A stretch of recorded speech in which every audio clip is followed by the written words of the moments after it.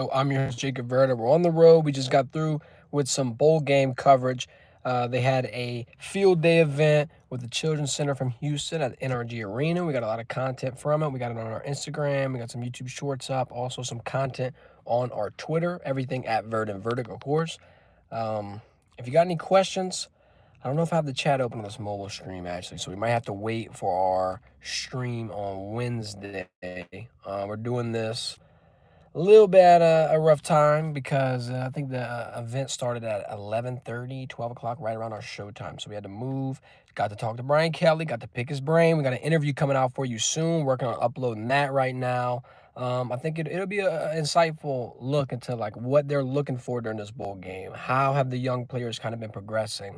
The chemistry as well. We talked about just how this team's coming together, how they're bonding, how they're using this moment to really try to push forward for next season because obviously it's not where you want to be. Texas Bowl, everybody else is playing in college football playoffs. I mean, there's a lot of factors that you can talk about. But let me give you a brief preview of LSU versus Baylor. I know Vegas obviously is expecting it to go Baylor's way. And I think could be a close game. I was talking with a beat writer, Mrs. Zach, shout out, and he gave an interesting point. He was saying Baylor's focused on right now, and LSU's focused on the future. I mean, I just opened the stream talking about how Brian Kelly and LSU um, they're looking for players that stand out. They're looking for the future. They're looking for different roles that they can fill based on the departures that they've had, whether it be transfer portal players, whether it be players who left for the draft. LSU's in a situation where they're figuring themselves out. Baylor's in a situation where they've won 6 in a row. Their offense is clicking. I believe their last game, they had a victory against Kansas, 300 plus passing yards and about 300 yards on the ground. I mean, you can't beat that. That's a phenomenal, consistent approach that I think could potentially spell trouble for LSU. Now, I'm not sitting here saying I'd worry about the game.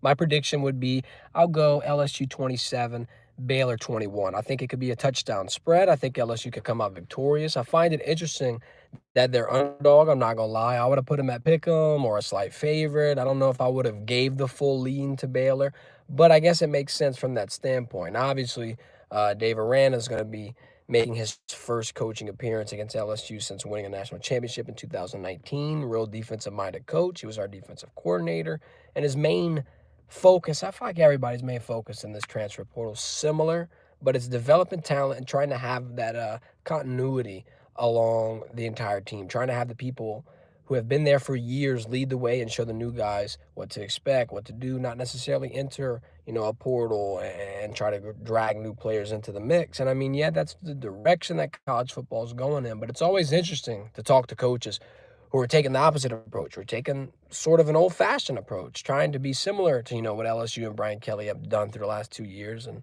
albeit they're kind of switching their strategy now, I mean, I think everybody's got their own pace that they work at, right? And Baylor's in an interesting spot. I think their quarterback, not exactly the biggest name. Not a lot of people know him, but I think he's got enough talent and enough, like I was saying, in terms of the offensive scheme, enough balance where it could cause trouble. Now let's move on to the offensive side for LSU.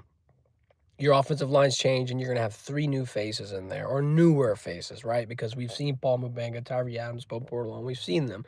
We know them. We know they're capable of. However, now they're in a new role. They're the guys. This is the line. This is the new face of the trenches that Bo Davis, is going to play with. And LSU not having several key players is going to play a factor into this, right? What about the wide receiver core? Mason Taylor, Kyron Lacey, C.J. Daniels, big names, top 3, honestly, of your receiver rooms. They're not going to be here. I think Coach Kelly made a joke talking about, the couple hundred passes that they're going to be potentially missing out there on the field. You get a big glimpse into the future here for LSU. It's good. I think it's one of those things that you just got to be positive about. I mean, if you lose this, obviously people are going to be upset, and you don't want to take your trip down to Houston and have it end like that, especially in the season that was kind of just, right? You wanted a lot more. You wanted something to show for it. And I don't know if the Texas Bowl would be the most exciting thing, but it's something nonetheless. I'd rather them get the W than fizzle out into the offseason and kind of have some problems. But let me give you a brief preview of what I talked to Coach Kelly about before I upload the video here in about 10, 15 minutes. I just asked him, about the young guys, DJ Pickett, the Harlem Berries, the Carius Currents. How are they adjusting? What are you looking forward? them kind of learning from this week. And obviously, being with the team is huge. If you're an early enrollee, G talks about it all the time, G Sports. He's talking about how far ahead you get. You're learning the playbook, you're in the scheme, you're in the building. And I mean, there's a level of trust that comes along with that. And then there's just a new level of experience. Experience is the best teacher. You can't just expect a freshman to go from high school football to SEC ball and have a 100% smooth transition. It's just impossible, especially when you're playing in the SEC, especially when you could be a cornerback and in a prime time spot guarding extreme talent. I mean, you definitely want these guys going through the motions, watching how some of these experienced players are preparing. So when it comes time to spring, they're that far ahead. Coach Kelly also made a mention, like, look, for this bowl week period, we've gotten about a dozen practices in. He was talking about, look, it's similar to a spring. We almost got an extra spring out of it. And he also parlayed that into just the development of the chemistry. And he made an emphasis that it's not just this week. This bowl week isn't the only week he's seen LSU grown. It's been the last few weeks as a whole. I mean, a lot of players have been thrusted into positions they didn't expect to be in. A lot of people are having to do things they never have had to do, excuse me. And with that comes a new level of maturity. With that comes a new, level of experience that I think is going to benefit this team greatly. However, I do like, once again, my buddy Zach told me that bit of insight. Baylor is in them now, and LSU's kind of pushing through the future, so it could create an interesting dynamic for this game. Lastly, though, I'm going to predict LSU to win. That's my final thing. Let's move into this NFLSU talk. I know everybody's excited. You got the recruiting ammo. You keep getting strapped with it. LSU's watching Joe Burrow ball, Jaden Daniels, Malik Neighbors, Brian Thomas, Jamar, Justin, you name it. Everybody's going ham. There's another stat, though, that caught my attention. I got to talk to Cortez Hankton a little bit about it. This is the first time in NFL history that 4 rookies in the NFL have 1,000-plus yard seasons. Ladies and gentlemen, all 3 wide receivers, because Brock Bowers is a tight end. Out of those 4, 3 of them are wideouts. They were all coached by Cortez Hankton, Brian Thomas, Malik Neighbors, Lam McConkey during Hankton's time at Georgia.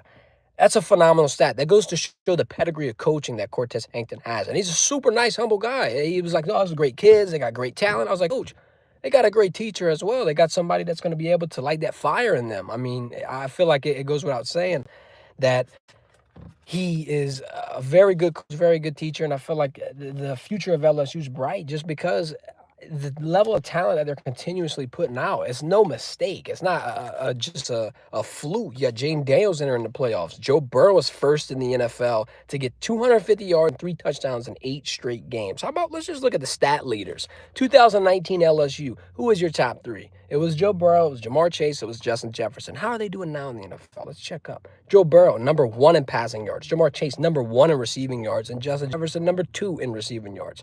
How about that 2023 trio that we got used to last season with Jaden Daniels, Malik Neighbors, Brian Thomas? In rookies, Jaden Daniels is number 1 in passing yards. Brian Thomas Jr., number 1 in rookies in receiving yards. And Malik Neighbors, number 2.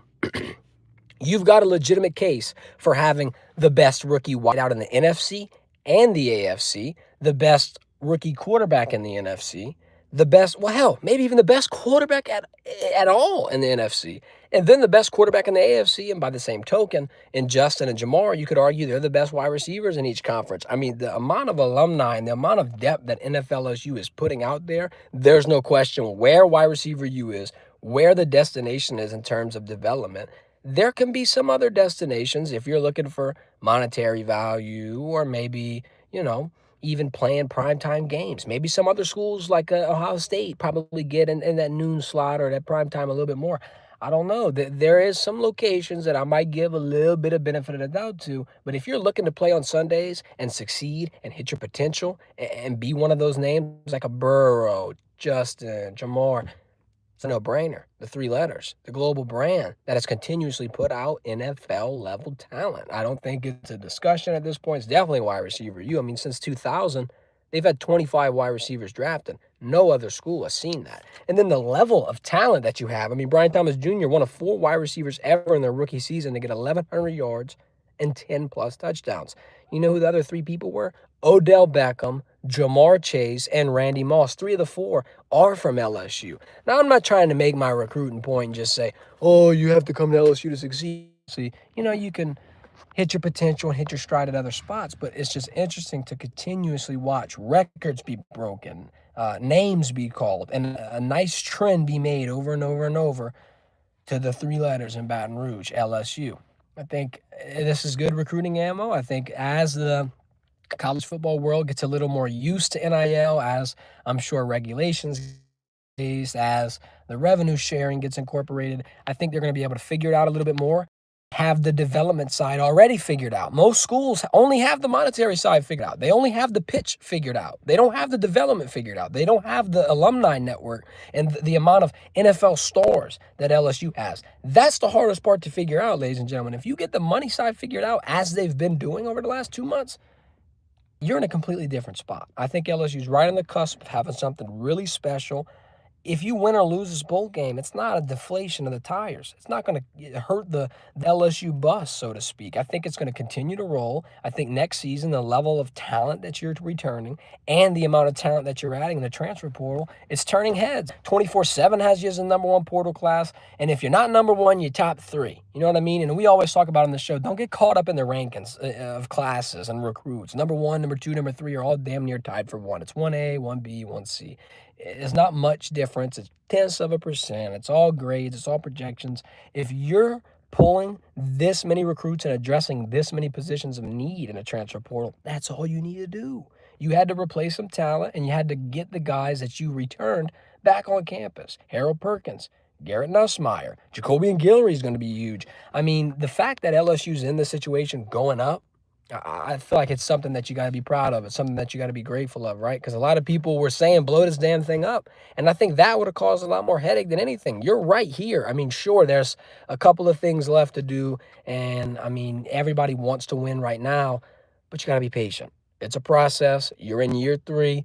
Going into year 4, obviously, you're going to want to see some playoff bursts or maybe just, a little bit of a closer push to a natty. But this is how you take those steps.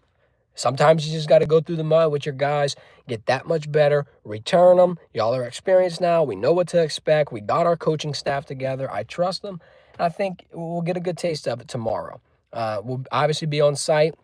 I'll do a little live stream for y'all on the field, just talking about what's happening during warm-ups, last-minute updates, my last-minute prediction. Y'all know who I'm rocking with. I'm thinking this could be a good game, and if you're a better, LSU at plus is always fun. When do you get it? You don't have many options to do it when you really feel comfortable, because half the time it's against an insane opponent where you're going to be sweating bullets. This opponent, I think it's manageable. I think the main thing these books are worried about is how does LSU address these big changes and having to throw these younger cats out there. I think some of them are ready for their opportunity to shine, and this is their, their job interview, so to speak. How are you going to be implemented into our scheme next year? If a Jelani Watkins or a Kylan Billiard or, Austin Osbury, let's just name all kind of people, Toviano even. If they go out and ball out, they're locked up. They got a nice, role next season. They got a lot of eyes on them. I think this is the opportunity that they can use. However, very interesting note, though, like we've been saying, Baylor could be in the moment, and LSU could be looking toward the future. That could be one of your only worries. I think if you get past the growing pains, if you get past everyone getting nervous in their new roles, you could have a nice game. We got our Brian Kelly interview coming up right now. I'm going to upload it for y'all, so get out of this. Go straight to the interview. Thank you for watching. Please hit the like button. Y'all have a great one. Tomorrow we'll have our game day coverage. As usual, we'll be live on site from NRG. Go follow us on socials, wherever you get your social media content, at Vernon Verdict. We got a bunch of coverage from the Rodeo Bowl, from the field day today. Brian Kelly interview clips will be going up. And shout out Happy Dad. You know the drill. Our sponsor. Best tasting hard seltzer on the market. Gluten-free, no artificial flavors, low in sugar. You know where to cop it. Walmart, Rouse's, Albertsons, or you can use our link in the description. Use our code VERDON15 for 15% off. Thank you to the team. Thank you to y'all for the support, and we'll see you tomorrow. Y'all have a good one.